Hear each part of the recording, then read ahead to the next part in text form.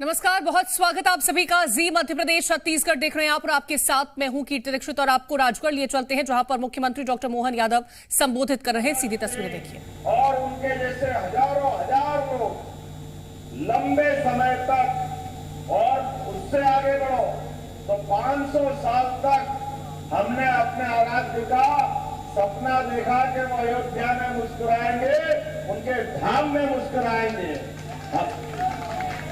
बोला जय जय श्री राम।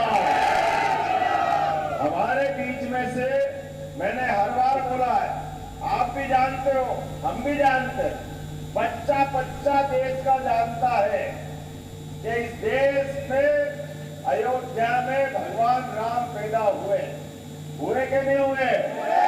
आप बता हुए के नहीं हुए? आप बता हुए के नहीं हुए? लेकिन सबको मालूम, केवल कांग्रेस को मालूम नहीं कि वहां राम जी पैदा हुए। क्या भाग्य दुर्भाग्य से।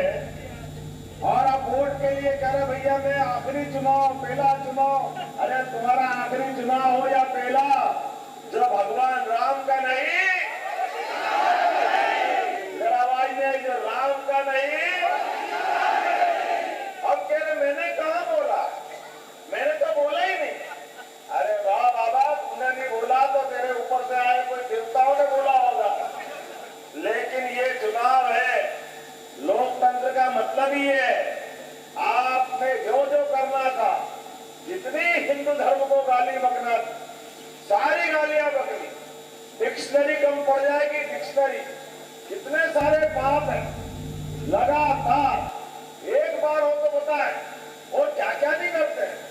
जो आतंकवादी अपने देश में आकर के निरपराध भाई बहनों पे गोली चलाए, उनकी हत्या कर दे, बच्चों को उछाल उछाल करके भाले में डाले, ऐसे पाप करने वालों के लिए भी, जिनके मुंह से ओसामा जी निकले, उनके लिए वोट मिलना चाहिए क्या? बता, कोई वोट देगा क्या? आप बोल क्या रहे हो? वो कोई दे ही दिए क्या भैया? अब जिनके जो होंगे होंगे, लेकिन हम तो भारत भक्त है, राम भक्त है, महाकाल भक्त है। जब विश्वनाथ धाम का आनंद आ गया, बाबा महाकाल का महालोक का आनंद आ गया, भगवान राम का आनंद आ गया, और तो और मुस्लिम बंधु भी यहाँ